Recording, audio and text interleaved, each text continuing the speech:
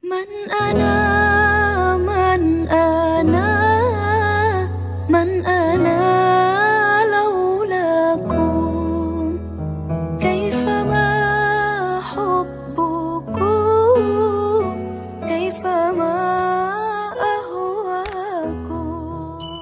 Assalamualaikum warahmatullahi wabarakatuh. Waalaikumsalam warahmatullahi wabarakatuh. Allahumma salli ala sayyidina Muhammad wa ala ali sayyidina Muhammad. Sallallahu alaihi. Maaf jika kita wanita sedang libur atau menstruasi, apakah boleh memuaskan suami menggunakan mulut? Terima kasih. Bismillah. Di saat kemarin ada yang tanya masalah apa itu? Jadi kalau sudah urusan hal semacam itu, mari kita tingkatkan wibawa majelis supaya tidak di majelis kita bicara sesuatu yang tidak pantas. Kemarin ada yang tanya masalah apa, lupa kemarin. Juga masalah-masalah yang sensitif seperti itu.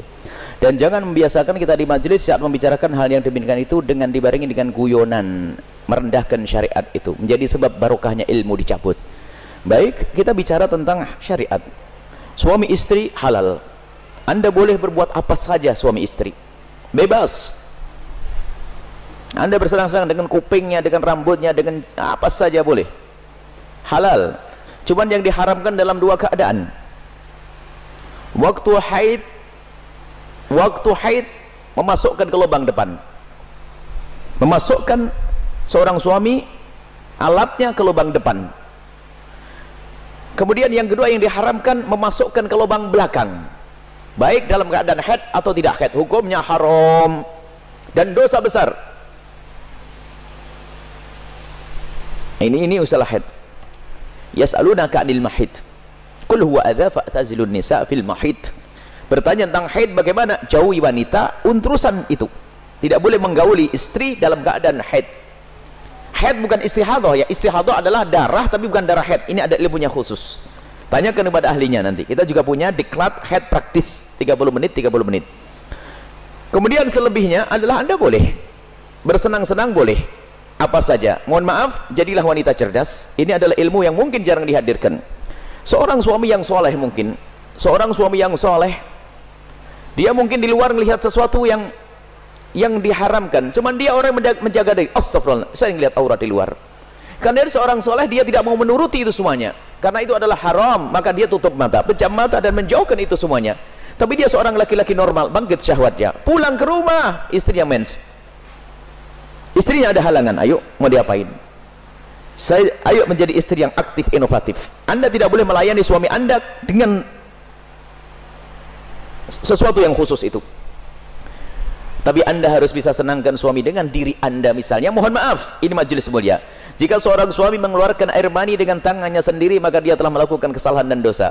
Tapi kalau dia mengeluarkan air mani dengan tangannya seorang istri, kecerdasan istri, selesai. Dan itu adalah pahala. Maka jadilah istri cerdas.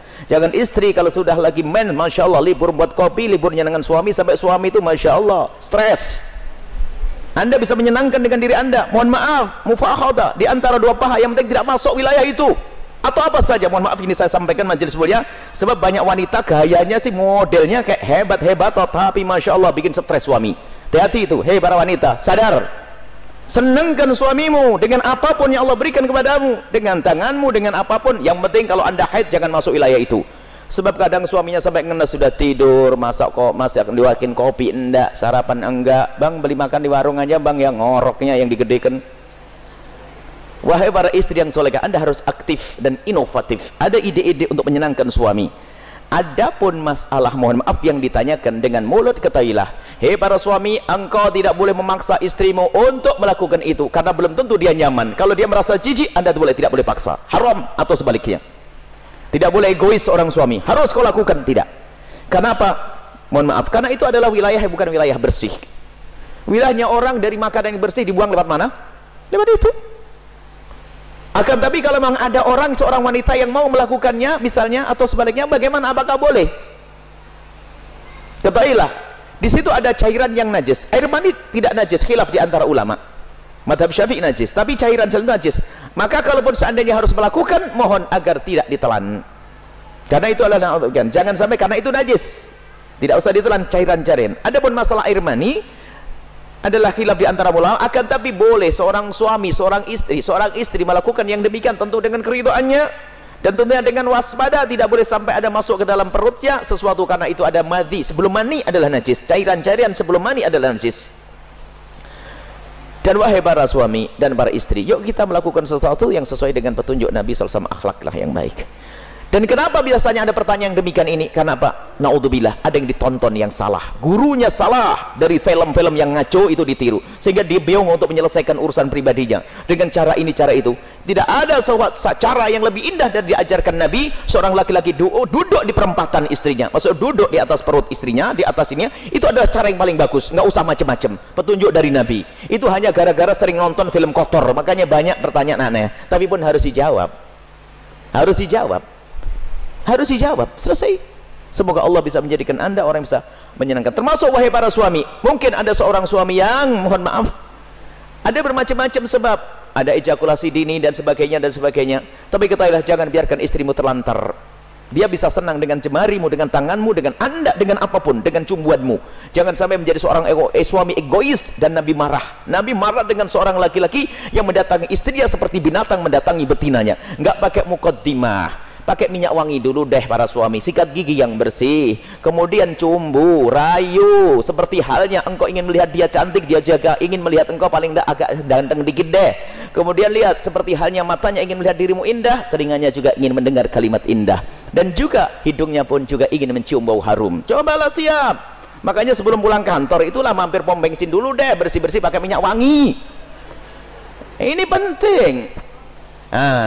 Kemudian jangan sampai, mohon maaf, Anda puas, dia tidak puas, Anda zalim. Kalaupun Anda tidak memuaskan dengan itu, karena mungkin Anda punya sesuatu, sakit dan sebagainya, maka ketahuilah, istrimu adalah seorang wanita yang beriman. Dia tidak akan melakukan zina, akan tapi Anda harus bisa memuaskan dengan apapun, dengan tangan Anda dan seterusnya. Kalau dia mencari kesenangan dengan tangannya sendiri, wanita itu, dia dosa. Tapi kalau dengan tangan sang suami, tidak dosa. Mohon maaf, ini majelis mulia, dan jangan dijadikan bahan guyonan yang demikian ini. Ini adalah ilmu. Kadang-kadang begitu, suami cuek, mendatangi istrinya sudah nggak pakai muqaddimah, langsung selesai. Punya anak 6, nggak pernah seorang istri merasakan senangnya dalam hubungan suami istri. Akhirnya apa? Itulah yang menjadikan istri ogah-ogahan. Mau melayani suami, saya dapat mandi saja, tidak pernah mendapatkan kesenangan. Anda suami zalim. Baik, istri pun juga demikian. Selesai, aktif, inovatif, indah. Karena itu halal. Adapun yang haram tidak dibahas. Keharaman zina, hina, rendah di dunia, rendah di akhirat. Zina rendah di dunia, rendah di akhirat. Semoga Allah menjauhkan kita dari zina, mencukupkan dengan yang halal.